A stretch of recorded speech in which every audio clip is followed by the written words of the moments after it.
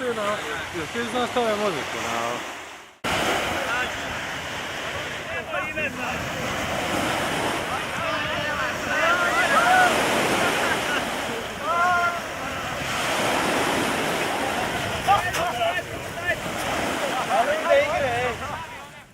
Opa, ne.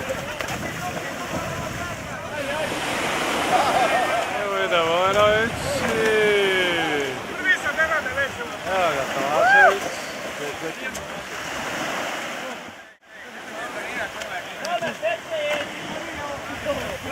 I onaj crveni. Nis gledam ti Erik.